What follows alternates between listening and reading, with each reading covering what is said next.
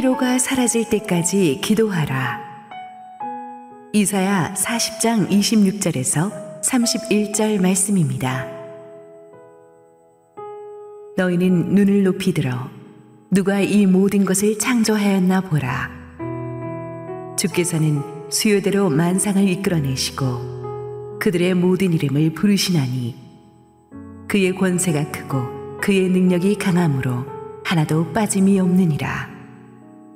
야곱아, 어찌하여 내가 말하며 이스라엘아, 내가 이르기를 내 길은 여호와께 숨겨졌으며 내 성사는 내 하나님에게서 벗어난다 하느냐. 너는 알지 못하였느냐, 듣지 못하였느냐. 영원하신 하나님 여호와, 땅끝까지 창조하신 이는 피곤하지 않으시며 곤비하지 않으시며 명철이 한이 없으시며 피곤한 자에게는 능력을 주시며 무능한 자에게는 힘을 더하시나니 소년이라도 피곤하며 곤비하며 장정이라도 넘어지며 쓰러지되 오직 여호와를 앙망하는 자는 새 힘을 얻으리니 독수리가 날개치며 올라감 같을 것이요 다른 박질하여도 곤비하지 아니하겠고 걸어가도 피곤하지 아니하리로다. 할렐루야. 우리 하나님께 감사와 영광의 박수 올려드리겠습니다. 우리 하얀 눈이 쏟아지는 아주 좋은 날에 우리 예배 자리에 나오신 모든 성도님들에게 주의 은혜가 충만하게 임하기를 축원합니다.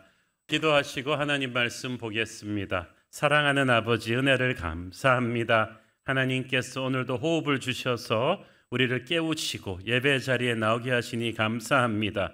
오늘도 말씀하시고 부족한 종은 온전히 가려 주옵소서. 예수님 이름으로 기도했습니다. 아멘. 지난 송구영신 예배 설교를 끝으로 우리 빌립보서 강해 설교 시리즈 갇힌 자의 자유를 마무리하고 앞으로 9주에 걸쳐서 사라질 때까지 기도하라 시리즈를 시작하게 되었습니다. 하나님의 자녀인 우리들이 힘찬 승리의 삶을 살아야 되는데 이런 삶을 사는 것을 방해하는 영적인 돌덩어리들이 우리 안에 있습니다. 우리가 그 돌덩어리들을 하나씩 다루면서 어떻게 하면 그것들을 넘어서 승리의 도약을 계속할 수 있는지를 앞으로 다루게 될 것입니다. 오늘은 그 첫 번째 시리즈로 피로가 사라질 때까지 기도하라는 말씀으로 여러분과 함께 은혜를 나누고자 합니다. 이제 사라질 때까지 기도하라 시리즈 앞에 단어만 이제 바꾸는 거예요. 그래서 이런 발상은 제가 했지만 참 잘한 거라고 생각합니다. 세상은 피곤한 사람들에 의해서 돌아간다는 말이 있을 정도로 이 세상에서 뭐든지 성공하기 위해서는 아침부터 밤까지 몸과 마음이 정말 파김치가 되도록 뛰어야 하는 것 같습니다. 현대인들은 아침부터 저녁까지 정말 쉬지 않고 빡빡하게 하루하루를 살죠. 그러다 보니 우리나라 중년 직장인들이 과로와 스트레스로 사망하는 그 비율이 OECD 국가들 중에서 거의 톱 랭킹을 다툰다고 합니다. 여러분 스스로에게 이런 질문들을 한번 던져보십시오. 나는 도전 정신이 아닌 의무감으로 날마다 질질 끌려가며 일하고 있는가? 누군가 나를 향해 오고 있는 것을 보면 그냥 피하고 싶어질 때가 많은가? 자꾸 마음이 냉소적이 되고 부정적이 되고 마음속에 자꾸 쓴뿌리가 올라오는가? 좀처럼 쉽게 피로가 회복이 되질 않는가? 아침에 일어날 때마다 자꾸 한숨이 나오고 사는 게 너무 단조롭고 재미없다고 느껴지는가? 항상 내가 하는 일은 2% 어딘가 모자란다고 그런 절망적인 느낌에 사로잡히는 경우가 많은가? 지금 당장이라도 직장과 가정과 교회와 아는 사람들과 장소, 이 현실을 떠나서 어디론가 멀리 가버리고 싶은 충동이 불쑥불쑥 드는가? 이 질문 중에 한 반이라도 고개를 끄덕거리고 있다면 여러분 증상이 좀 심각하죠? 그렇지만 걱정하지 마십시오. 이게 우리만의 문제가 아니라 모든 사람들의, 이 현대인들의 공통적인 피곤의 증상입니다.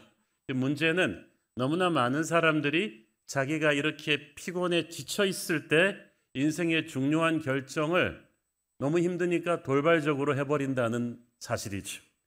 최악의 컨디션에서 제일 중요한 결정을 해버리는 사람들이 많습니다. 이러면 사고가 나죠. 미국 중서부의 유명한 스키장 매니저가 이런 말을 했습니다. 스키장 사고의 대부분은 저녁 때 문 닫기 한두 시간 전에 일어난대. 90%가. 왜 그러냐면 하루 종일 스키를 탄 스키어들의 몸은 그때쯤 되면 몸이 지칠 대로 지쳐 있고 몸의 반사신경이 가장 둔감해져 있다고 합니다. 게다가 하루 종일 스키어들이 눈을 휩쓸고 지나간 뒤라 이 설질도 눈이 파헤쳐질 대로 파헤쳐서 울퉁불퉁해서 안 좋다는 거예요.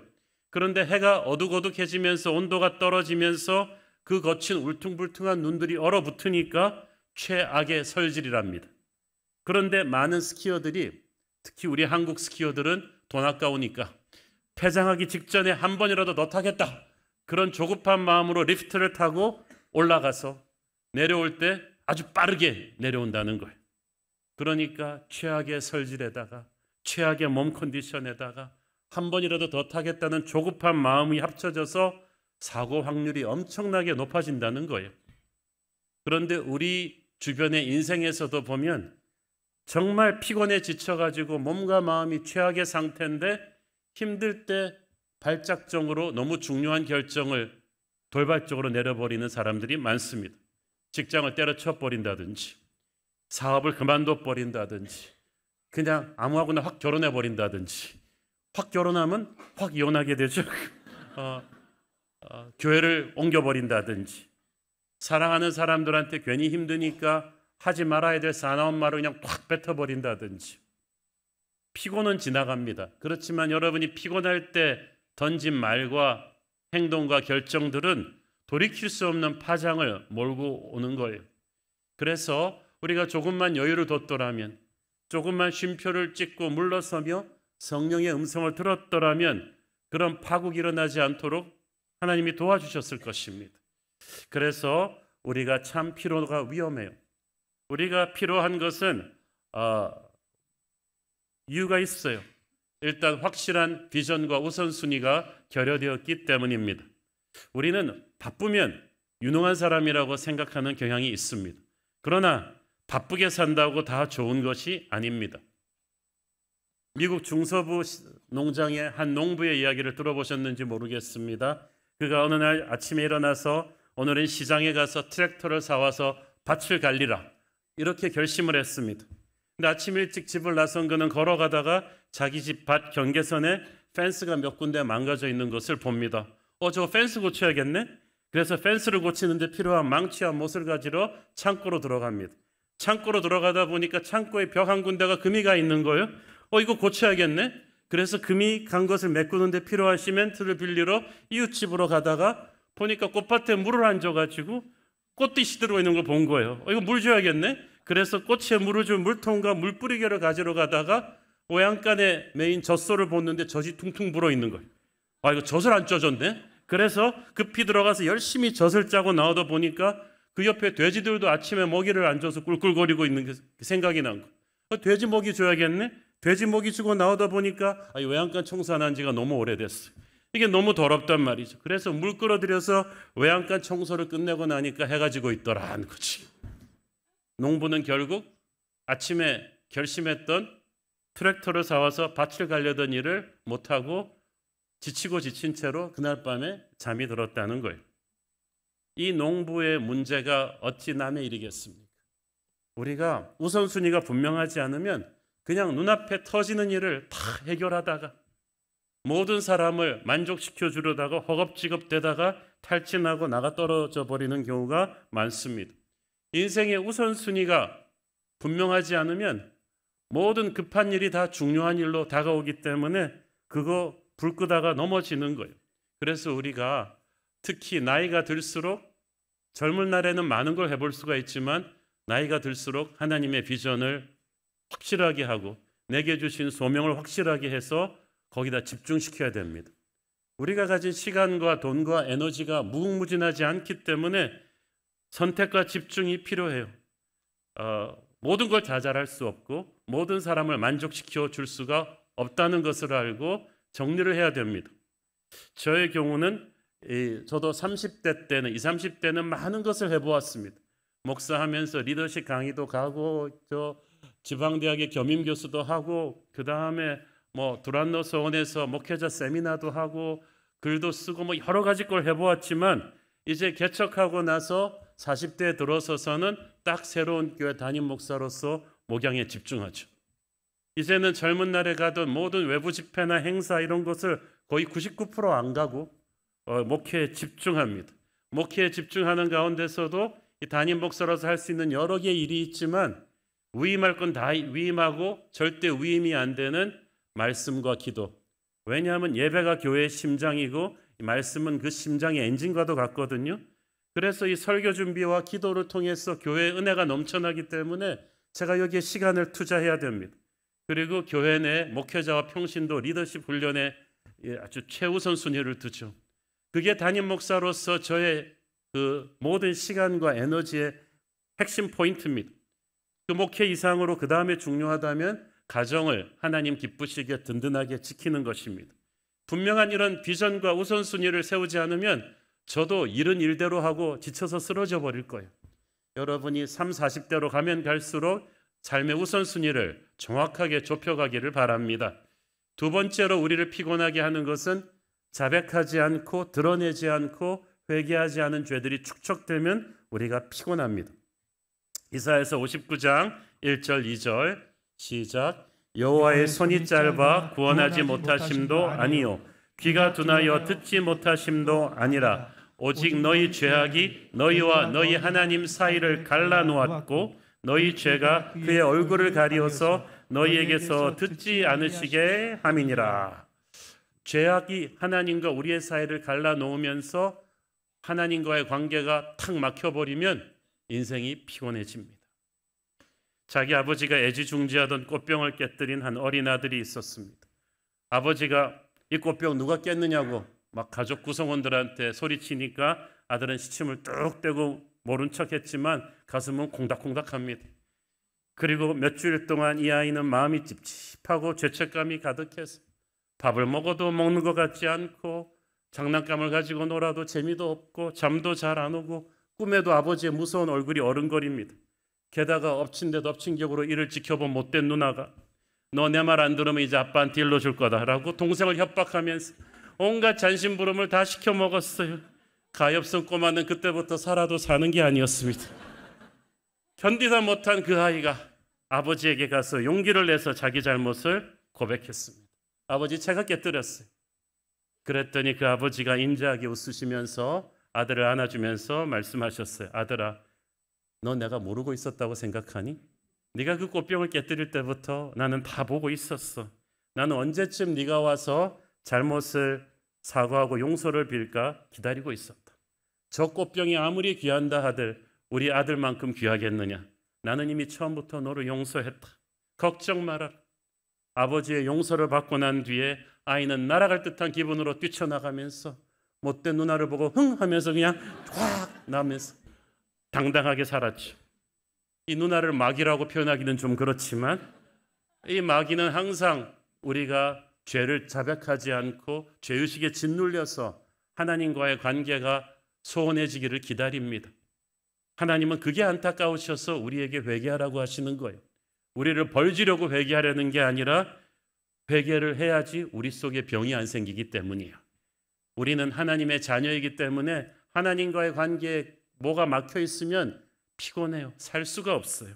그래서 우리가 용서받고 회개하는 삶을 살아야 우리가 피곤을 깨치고 나올 수가 있어요. 세 번째로 응답되지 않은 기도가 우리를 지치게 합니다. 누군가가 말했죠. 낙담한다는 것은 내가 원하는 것을 하나님이 안 주신 까닭에 하나님께 섭섭한 것이다. 27절 읽습니다. 야곱아 어찌하여 네가 말하며 이스라엘아 네가 이르기를 내 길은 여호와께 숨겨졌으며 내 송사는 내 하나님에게서 벗어난다 하느냐. 이스라엘 사람들은 자기들이 죄를 지어서 나라가 망했어요.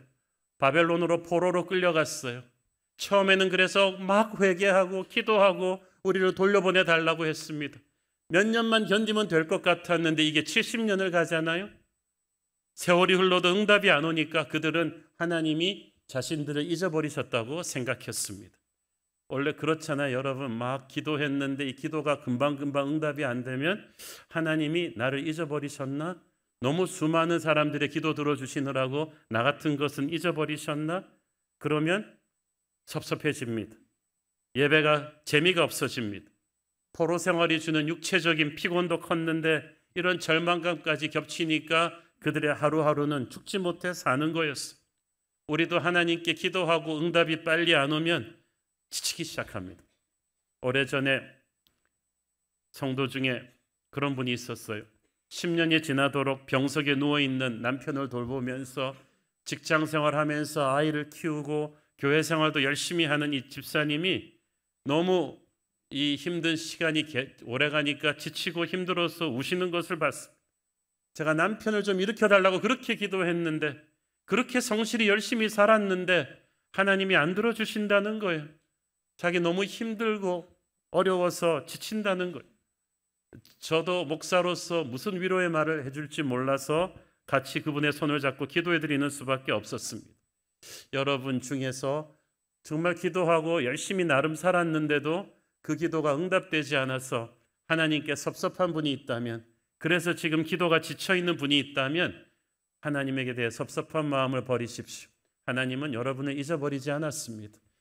여러분의 생각대로 여러분의 때에 들어주지 않으셨을 뿐이지 여러분의 기도는 접수되었고 이미 하나님은 일하시고 계신 줄 믿습니다.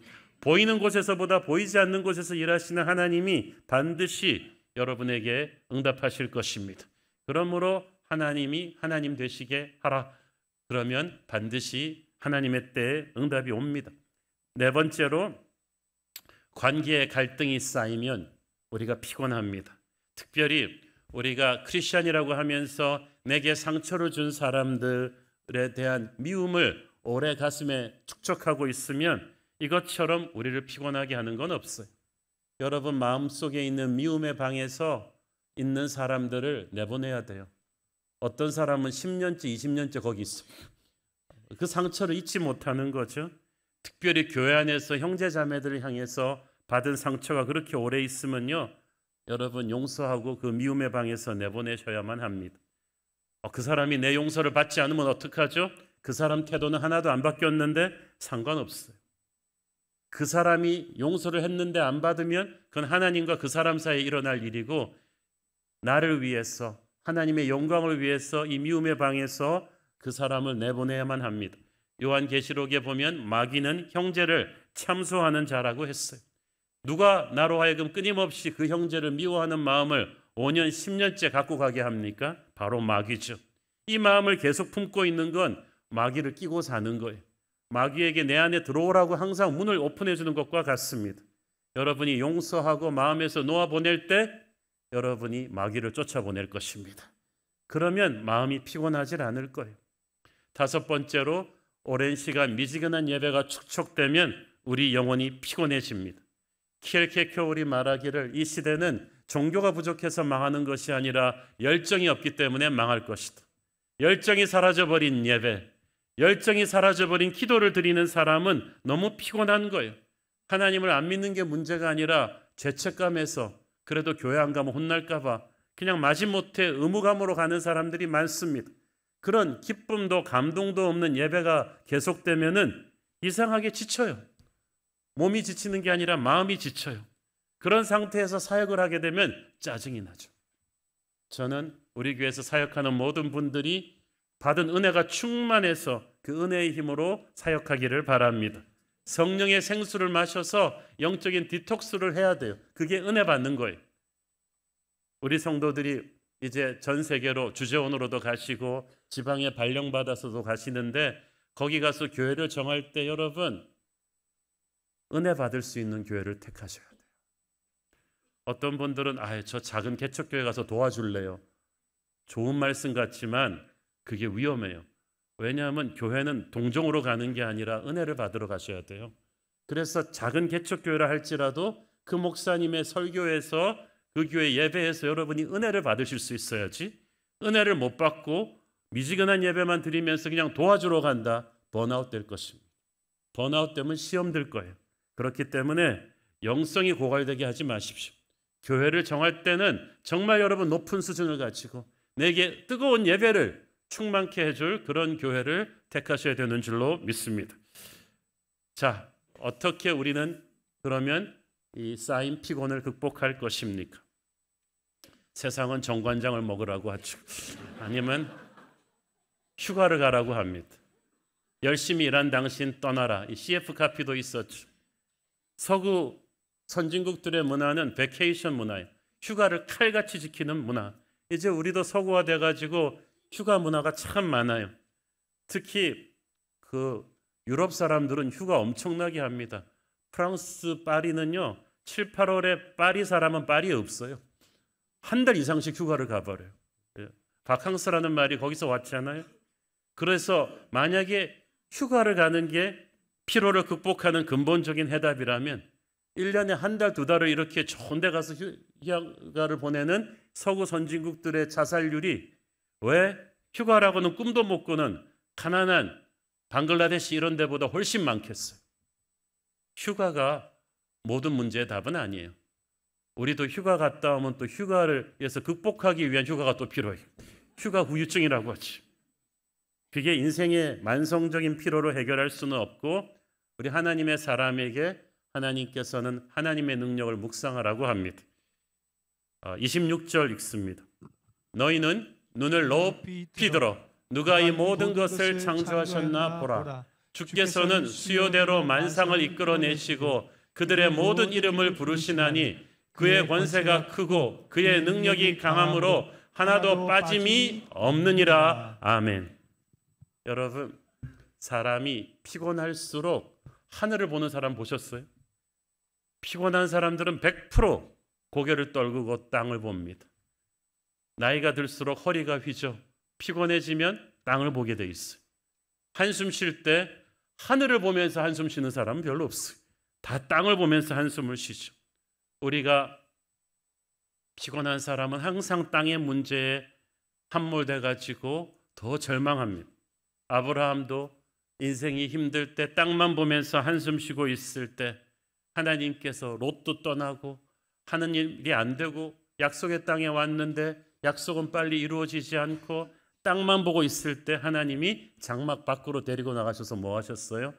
하늘을 보라고 하십니다. 오늘도 하나님께서 여러분에게 하늘을 보게 하십니다. 밤하늘을 보니까 수많은 별들이 있습니다. 여기서 만상을 수요대로 만상을 이끌어내시고 이것은 starry host, 밤하늘의 수많은 별들을 의미합니다. 우리가 육안으로 보는 별들이 아주 멋있는 몽골 하늘 이런 데 가서 보면 한 6, 7천 개가 된다고 하는데 실은 그보다 훨씬 많죠. 우리가 살고 있는 지구가 속해 있는 태양계 같은 행성 시스템이 100만 개가 모이면 하나의 은하계가 됩니다. 우주에는 그 정도 사이즈의 은하계가 무려 2천만 개가 넘습니다.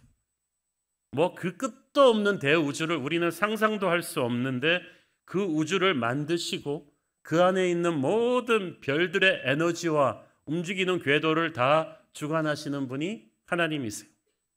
이 힘이 어느 정도 됩니까? 제가 진해 해군기지에 가서 들었는데 이지삼 한 대가 진해 해군기지에서 제주도까지 훈련 갔다 오는데 기름값만 5천만 원이에요. 엄청난 에너지 동력이 들죠. 부담 한 척이 진해에서 제주까지 왔다 가는데 5천만 원 기름값이 든다면 이 지구가, 이 거대한 지구가 태양 주위를 한 바퀴 도는데 기름값이 도대체 얼마나 들겠습니까? 이 지구뿐이 아니라 전 우주의 수많은 별들을 하나님이 돌리신단 말이죠. 그 힘이 얼마나 큰 것인지 우리는 상상을 못합니다. 그리고 이 지구가 멈춰 있는 것 같지만 실은 초당 30km의 속도로 움직이고 있는, 우리는 초당 30km 움직이고 있는 거대한 우주선에 타고 있는 거예요. 초당 30km면 어느 정도냐? 음속이 340m입니다. 1초에. 그러니까 음속의 9배 되는 속도예요. 지금 지구가 움직이는 게. 그런 지구와 같은 행성들과 별들과 유성들이 지금 총알보다 빠른 속도로 이렇게 사방의 궤도로 움직이는데 만약에 해성 하나가 음주운전해가지고 실수로 궤도를 이탈했다. 지구와 충돌한다. 큰일이 나죠. 해일이 일어나고 도시가 물에 잠기고 태양빛이 가리고 불바다가 나서 수많은 사람들이 죽을 것입니다. 하지만 이 해성들과 유성들이, 행성들이 하나도 충돌하지 않게 하나님이 우주관제탑에서 완벽하게 컨트롤을 하십니다. 매해 우리나라에서 교통사고로 2,500명이 넘게 죽습니다. 이 좁은 나라에서 이렇게 타이트한 교통 시스템 안에서도 그렇게 죽는데 그 몇억 배 사고율이 높아야 될 우주 공간에서 하나님이 하나도 교통사고가 일어나지 않게 하신다는 것은 그의 능력이 얼마나 크고 그의 지혜가 얼마나 정확한지를 우리에게 보여주십니다. 하나님이 별들을 보라는 말은 그 뜻이에요. 너희들은 상상하지도 못할 능력을 나는 가지고 있다는 거예요. 그 하나님이 너희 아버지가 되심을 생각을 하라는 거죠. 28절 29절 너는 알지 못하였느냐 듣지 못하였느냐 영원하신 하나님 여호와 땅끝까지 창조하신 이는 피곤하지 않으시며 곤비하지 않으시며 명철이 한이 없으시며 피곤한 자에게는 능력을 주시며 무능한 자에게는 힘을 더하시나니 하나님은 이 엄청난 능력을 자기만 갖고 계시는 게 아니라 우리에게도 공급해 주기를 원하신다는 거죠. 구약 성경에 보면 하나님께서 이룩하신 놀라운 기적들을 보면서 우리가 입을 쩍쩍 벌리는 게 있습니다. 홍해 가르는 기적 같은 거 말이죠. 엄청난 기적이죠. 그렇지만 하나님은 최선의 노력으로 홍해를 가르신 게 아닙니다. 여러분, 홍해를 가르실 때 하나님께서 그러면서 이거 안 되네, 이거 젊었을 때는 했는데 이거 힘들어 이러면서 그냥 끙끙대면서 막 하고 나서 허리 디스크 걸리시면서 이렇게 막 홍해를 가르쳤을까요? 우리한테는 엄청난 일인데 하나님은 손가락 하나로 간단하다는 거죠. 그 능력이 우리의 것이다. 7080 복음성가에 보면은 그 찬양이 있어요. 예수님 권세, 예수님 권세, 예수님 권세, 내 권세. 여러분, 그 찬양을 무슨 생각으로 부르세요? 진짜로 그렇게 믿으십니까?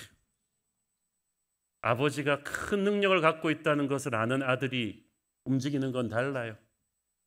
아버지가 가난하면요, 아들이 어디 가서 돈 쓸 때 눈치 보고 주눅 들고 남 도와줄 때 걱정하고, 아버지가 몇 조 단위의 부자인 아들은 당당하게 쓰잖아요. 하늘의 능력이 우리 안에서 역사하고 계시고, 피곤한 자에게 휴가를 주시는 게 아니라 피곤을 넘어서는 엄청난 능력을 주시는 분이 우리 주님이신 줄을 믿습니다. 그 능력을 다운로드하는 게 기도예요. 우리 믿음이 너무 작아서 하나님을 너무 작게 만들었어요. 믿음은 하나님을 하나님 사이즈로 보게 하는 능력인데 그 믿음은 기도하는 자에게 주어지는 줄 믿습니다. 하늘의 능력은 이 기도라는 수도꼭지를 통해서, 믿음의 기도라는 수도꼭지를 통해서 열 때 우리에게 흘러드는 것입니다. 그래서 같은 하나님을 모시는데 기도의 사람은 몇 배 더 능력 있는 삶을 사는 거예요. 절망적인 순간에도 우리는 하늘의 능력으로 다시 일어날 수 있습니다. 아주 오래전에 한 기독교 선교단체가 인도에 진출을 했는데 선교적인 요충지라고 주목하고 많은 인력과 재정을 10년이 넘게 투자했습니다. 그런데도 너무 비참하게 열매가 안 나와요. 마침내 선교본부에서 이사회를 열고 이 선교 스테이션은 클로즈해야겠다, 이 결정을 합니다. 이 결정을 하기 직전에 원로 선교사님 한 분이 밖으로 나와서, 회의장 밖으로 나와서 한숨을 쉬다가 문득 눈을 들어 밤하늘을 보게 되었습니다. 근데 밤하늘의 별을 보는 순간 이사야서 40장 26절 말씀이 생각난 거예요. 너는 눈을 들어 누가 이 모든 것을 창조하였나 보라. 이 많은 별들을 하나님이 다 창조하시고 부르셨다. 이 말씀이 딱 생각이 나면서 이 원로 선교사님 가슴에 찡한 감동이 왔습니다. 그래, 하나님이 능력의 하나님이신데 한 번만 더 해보자. 우리가 분명히 여기 전략적 요충지라고 판단했는데 여기서 그만둘 수는 없지 않느냐. 그래서 이 이사회에게 다시 한번 이 깨달음을 나누고 다시 한 번만 1년만 더 해봅시다. 그리고 마지막 그 파이널 1년에 총력을 기울여서 다시 한번 선교를 했는데 그곳에서 인도 선교 역사상 초유의 대부흥이 일어납니다. 거기에 15,000명이 모이는 인도에서 가장 큰 교회가 거기서 생긴 거예요. 여러분, 어쩌면 여러분이 백기를 던지고 싶은 그 최악의 순간이 하나님의 능력이 개입할 때인지도 모르겠습니다. 내 힘이 고갈되었을 때 하늘의 능력을 다운로드 해달라는 기도를 한번 해보시지 않겠습니까? 이를 위해서 우리는 하나님을 신뢰해야 됩니다. 30절 31절 읽습니다. 소년이라도 피곤하며 곤비하며 장정이라도 넘어지며 쓰러지되 오직 여호와를 앙망하는 자는 새 힘을 얻으리니 독수리가 날개치며 올라감 같을 것이요 다른 박질하여도 곤비하지 아니하겠고 걸어가도 피곤하지 아니하리로다. 이 소년과 장정은 아이들과 청년들, 인구 중에서 가장 프레시한 강건한 사람들이에요.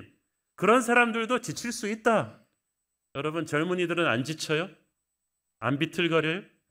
오늘 힘을 자랑하던 자들이라도 내일 갑자기 절망에 빠질 수 있습니다. 그러나 인간적으로 강하던 사람들이 안 지치는 게 아니라 하나님의 능력으로 채워지는 자들만이 독수리의 날개치며 오르는 능력을 받습니다. 독수리의 날개치며 오르는 능력은 중력을 이기는 비정상적인 능력이에요. 초자연적인 능력이에요. 세상이 말하는 탁월함과는 상대가 안 되는 거였죠. 다른 박질하여도 지치지 않겠까? 걸어가도 지치지 않는다. 다른 박질은 단기전 승부예요. 팍 뛰어야 되는 단기전 승부를 봐야 될 때가 있고, 걸어가는 것은 느릿느릿 버텨내야 되는 장기적 상황도 있습니다. 세상 살다 보면 이 두 개를 다 해야 되는데 둘 다 우리를 지치게 만듭니다. 그러나 하늘의 능력이 다운로드되면 우리는 단기전에서도 안 지치고 장기전에서도 버틸 수 있는 힘을 갖게 될 것입니다. 누가? 오직 여호와를 앙망하는 자가. 앙망한다는 영어 성경에 보면 두 가지 버전으로 번역이 됩니다. 하나는 those who hope in the Lord, 그를 소망한다는 뜻이고, 또 하나는 those who wait on the Lord, 그를 기다린다는 뜻입니다. 하나님이 개입할 거라는 소망을 가진 사람이 기다릴 수 있습니다. 그게 믿음이죠. 믿음이 있으니까 기다리는 거예요. 믿음이 있으니까 소망을 꺾지 않는 것입니다. 그래서 남들이 다 백기를 들 때 버티는 거예요. 우리가 힘들고 어려운 상황이 계속되면 정말 절망하고 의욕을 상실하기 쉽습니다. 그런데 기도하기 힘든 때가 가장 기도가 필요한 때고, 도저히 응답이 없어서 이제 그만두려고 할 때가 바로 응답이 가장 가까이 다가온 때인 줄 믿습니다. 이때 하나님을 강렬하게 붙잡아야 기적의 브레이크스루가 열릴 줄 믿습니다. 일이 안 풀릴 때 우리는 이것저것 많이 시도해 보잖아요. 근데 수용 못하는 사람이 허우적거리면 거릴수록 더 빠지죠. 그때는 허우적거릴 때가 아니라 물의 힘을 자기를 맡길 때죠. 우리가 기다린다, 기도한다, 이걸 굉장히 수동적인 의미로 보는데 그 수동적인 잠잠함이 오히려 능력의 터닝 포인트예요. 자동차가 기름 넣을 때 어떻게 해요? 시동 끄고 움직이지 않아요. 아무것도 하고 있지 않아요. 그런데 실은 멀리 갈 수 있는 에너지를 채우는 거죠. 마찬가지로 우리가 하나님을 기다릴 때, 기도할 때, 예배할 때 아무것도 안 하는 것 같지만 실은 가장 위대한 일을 하고 있는 거예요. 신비하게도 하나님을 바라보면서 우리는 그분의 능력을 우리 안에 채우기 시작합니다. 그게 기도의 시간이고 예배의 시간인 줄 믿습니다. 40일을 신년을 새벽 기도를 깨우는 우리의 올 한 해는 세상 사람들과 차원이 다를 줄로 믿습니다. 다윗의 시편을 보면 셀라라는 히브리어가 자주 나오는데 그건 하나님 앞에서 쉼표예요. 다윗이 지치고 상하고 쓰러지려 할 때마다 셀라의 시간으로 갑니다. 그것은 기도하는 시간이고 예배하는 시간인데, 가만 보면 시편에서 다윗이 비포 셀라랑 애프터 셀라가 완전히 달라요. 셀라 시간 전에는 그렇게 거칠고 조급하고 화가 나 있고 탈진도 있었는데, 셀라 이후에는 사람이 감정이 가라앉아 있고 침착해지고 미래지향적이 되고 긍정적이 됩니다. 다윗은 이 셀라의 비밀을 알았던 사람이죠. 셀라는 바로 하나님을 바라보는 시간입니다. 기도하는 시간입니다. 예배하는 시간입니다. 이 시간을 여러분 타협하지 않기를 바랍니다. 그래야 하늘의 능력이 우리에게 채워질 거예요. 셋째로, 긍정적인 믿음의 사람들과 교제하셔야 돼요. 우리 한국 사람들은 힘들 때 어떻게 하죠? 남자들은 포장마차 가서 소주 까죠. 그 응답하라 1988에 보면은 남자들은 지치면은 포장마차 가서 소주 나누면서 신세 한탄하고, 여자들은 동네 평상에 앉아가지고 입하고 떨면서 남편 욕하면서 막 희열을 느끼면서 스트레스를 풉니다. 여러분, 우리가 힘들 때 찾아가는 사람들은 같이 신세 한탄할 수 있는 사람들입니다. 남에게 책임 전가하고 누구 욕도 같이 해주고 불평하고 그러나 그러면 당장은 스트레스 해소는 돼도 여러분의 영적으로 반전이 오진 않아요. 믿음의 사람들로 여러분을 둘러싸야만 됩니다. 그냥 앉아서 신세한단만 할 사람이 아니라 믿음의 격려를 해주고 조언을 해줄 수 있는 그런 아내, 그런 남편, 그런 친구, 그런 부모, 그런 친구 동역자들도 가까이 해야 돼요. 그들이 여러분으로 하여금 피곤을 이기고 믿음으로 나갈 수 있도록 격려해 줄 거예요. 그게 교회 공동체인 줄 믿습니다. 겨울이 되면 기러기 떼가 B자 대용으로 남쪽으로 날아가지 않습니까? 그런 대열로 날아가는 것은 앞에서 나는 기러기들이 날개를 저으면 뒤에서 따라오는 새를 위한 상승기류가 만들어지기 때문이죠. 그러면 이 전체 기러기 떼가 자기 혼자 날아갈 때보다 무려 71%를 더 멀리 난대요. B자 대용으로 그렇게 날면 길도 잃지 않고 힘도 아낄 수 있다고 합니다. 얼마나 영리합니까? 누가 세대가리라고 했어요. 이 기러기 떼에게 있어서 이 B자는 그야말로 빅토리 사인이죠. 우리 믿음의 형제들이 모인 교회 공동체가 바로 이 빅토리 공동체입니다. 우리는 주저앉아 있는 사람들이 아니라 함께 날아가는 존재들인 줄 믿습니다. 그래서 꼭 이 믿음의 교회 공동체 안에 속해 있어야 돼요. 교회 다니면서 아직 새가족 등록 안 하신 분들 꼭 등록하세요. 네 번째로 이건 좀 프랙티컬한 팁인데 균형 잡힌 생활 습관을 가져야 됩니다.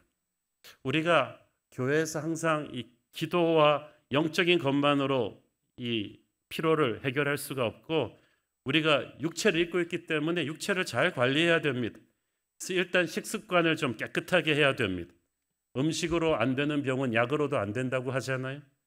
현재 우리 많은 성도들이 이제 다니엘 금식에 동참하고 있는데 첫 주가 제일 힘들어요. 커피 끊고 고기 안 먹고 막 이러니까 여러분 좀 저도 그렇지만 좀 몽환 증세가 오실 거예요. 그런데 1년에 21일을 그렇게 해보는 것은 우리 몸을 디톡스 시키는데 굉장히 중요한 역할을 합니다. 사실 1년 내내 다니엘 금식을 참고 해서 드시는 게 좋죠. 포만감을 느낄 정도에서 한 70% 정도 절제해서 드시고 채소와 생선 많이 드시고 과식, 폭식, 결식, 젊은 분들 야식 멀리 하시고 우리의 몸은 주님의 성전이라고 했잖아요. 깨끗한 음식을 이제 섭취하셔야죠. 또 자기 형편에 따라서 정기적으로 운동해야 됩니다. 여러분 절대 건강에 교만은 갖지 마세요. 자기 체력을 과대평가하지 마세요. 제가 아는 어떤 분은 나는 감기도 안 걸린다. 감기 걸리는 사람은 정신력이 약한 사람이다.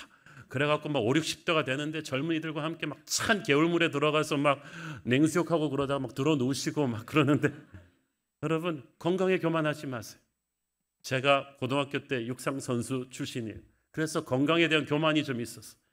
그러다가 30대 때 정말 몸 아까지 않고 일을 했어요. 그런데 40대 초반에 턱 안면마비가 왔더라고요. 목회하면서도 하나님이 가끔씩 경고를 주세요. 그러면 이석증에 걸려서 한동안 일 못하기도 하고 작년에도 좀 힘들었잖아요. 그때마다 하나님이 경고하시는 거예요. 너 건강에 교만하면 안 돼. 조심해야 돼. 자기 체력에 그래서 한계를 알고 조심해야 되는 거예요. 그래서 여러분 올해부터 우리 할 수 있는 운동을 여러분 다 해보시는 거예요. 수영도 하시고 테니스도 하시고 팔굽혀펴기, 스쿼트, 플랭크 다 하시고 우리 교회 어떤 장로님은 회사에 19층을 매일 걸어 올라갔어요. 올라가면 막 땀이 뻘뻘 난다는 거예요. 일찍 잠자리에 드시고 일찍 일어나는 습관을 몸에 붙여서 우리가 좀 교회적으로 좀 건강해졌으면 좋겠어요. 특히 청년 여러분, 우리 교회 청년들이 의외로 저질 체력이에요. 우리 청년부가 청계산 등반을 반밖에 못하고 내려왔다는 충격적인 사실에 제가 너무 놀래가지고 오히려 우리 어르신들은 성지순례 가면은 막 날아다니세요. 보니까 한국이 가난하던 시절에 그분들은 소년 시절에 다 걸어 다니셨는데 요즘은 잘 걸어 다니지도 않고 편의점에서 막 김밥 도시락 먹으면서 학원에서 공부하고 체육도 안 하다 보니까 젊은 사람들이 많이 지쳐해요. 그래서 우리 새로운 교회 청년들도 운동하시고 식습관 바꾸시고 교회가 이거 다 해주잖아요. 다니엘 금식도 해주고 무엇보다도 마지막으로 여러분 이제 크고 작은 힘든 일이 막 일어나면은 우리가 지칩니다. 그렇지만 이 작은 힘든 여러 가지 일에 너무 함몰되지 마시고 look at the big picture. 하나님이 큰 그림을 믿으세요. 우리 인생을 전체를 놓고 그리시는 하나님의 큰 그림이 있다. 50여 년 전에 미국 텍사스주에 데럴이라는 이름의 한 흑인 남자아이가 태어났습니다. 이 데럴은 태어나자마자 부모에게 의해서 남의 집 문 앞에 버려졌어요. 그런데 다행히도 그 남의 집이 아주 신앙 좋은 할머니의 집이었어요. 그 할머니가 어려서부터 데럴한테 성경 말씀을 읽어주고 기도하면서 키웠어요. 근데 안타깝게도 그 할머니도 이 데럴이 7살이 되었을 때 세상을 떠났습니다. 그때부터 데럴은 이제 미국 법에 따라서 이 집 저 집 이 foster parents, 이 위탁 부모들의 가정을 진전하면서 컸죠. 그러다 보니까 가난한 동네 위탁 부모들이 뭐 자기들도 형편 안 좋으니까 이 데럴은 툭하면 세븐일레븐 가게 불빛 앞에 앉아서 교과서 들고 공부하기도 하고 다리 밑에서 숙제도 하고 뭐 점심도 자주 굶고 그랬습니다. 그래서 그때마다 어린 데럴은 그래도 이제 신앙이 있으니까 그 할머니가 낡은 성경책 하나 돌아가시면서 유물로 줬어요. 그 성경책 읽으면서 하나님께 부르짖었어요. 하나님, 나도 12살 꼬마인 내가 가족들과 함께 끼니를 굶지 않고 밥 좀 먹고 싶고 포근한 침대에서 잠 좀 자보고 싶고 냉장고를 열면 좀 음식이 있는 그런 집에 살고 싶은 게 그게 욕심입니까? 하나님, 난 너무 힘들어요. 그런데 그때마다 하나님의 대답은 간단했습니다. 나를 믿어라. 내가 너의 인생 전체를 주관하고 있다. 나를 믿어라. 밑도 끝도 없는 하나님의 그 대답을 데럴은 붙잡고 하나님을 믿고 견뎠어요. 그리고 이 성경책 말씀대로 살려고 노력을 했습니다. 그래서 기적적으로 장학금을 받고 대학교를 가고 신학교를 가서 목사가 되었습니다. 그는 남침내 교단에서도 아주 떠오르는 젊은 설교자가 되었습니다.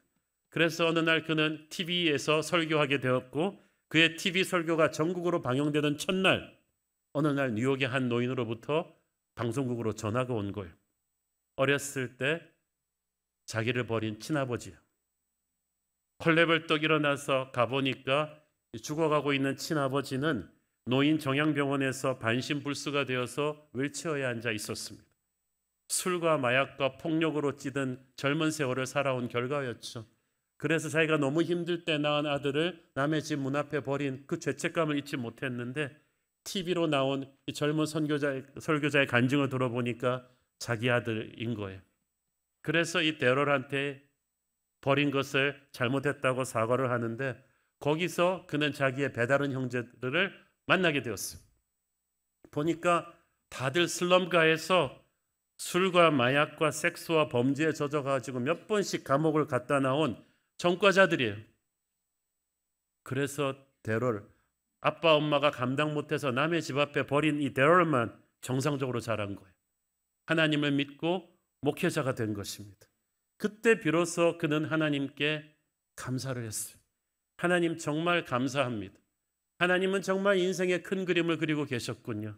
제가 아버지 엄마가 나를 버리지 않고 그대로 저 형제들과 같이 키웠더라면 나도 슬럼가에서 저런 전과자가 되었을 텐데 아버지 엄마가 어렵다고 나를 신앙 좋은 할머니의 집 앞에 버렸기 때문에 그 할머니한테서 내가 성경을 배우고 기도를 배워서 가난하게 살았지만 나는 오늘날 목사가 되었군요. 하나님은 정말 제 인생을 주관하고 계셨군요. 그가 큰 그림을 그리신 하나님을 찬양했습니다. 여러분, 지금 여러분 인생 앞에 크고 작은 억울하고 힘든 일, 그런 고난이 있을 거예요. 그러나 인간적인 눈으로 보면 정말 섭섭하고 힘든 고난도 하나님의 큰 그림 안에서는 언젠가는 축복의 큰 그림으로 연결될 것을 믿으시기를 바랍니다. 용기를 내서 다시 한번 일어나십시오. 피곤한 자에게 주시는 하나님의 비상한 능력이 하나님을 믿고 기도하는 여러분에게 오늘도 주어질 줄을 믿습니다. 기도하겠습니다. 우리 주님 은혜를 감사합니다. 하나님, 우리가 당장 눈앞에 있는 상황만 보면 너무 한숨 나오고 힘들지만 눈을 들어 하늘의 별을 만드신 주님을 바라보며 그 주님의 능력을 내가 기도로 다운로드하게 하여 주옵소서. 인생을 주관하시는 하나님의 큰 그림을 믿고 절망하지 않고 다시 일어서게 하옵소서. 예수님 이름으로 기도했습니다. 아멘.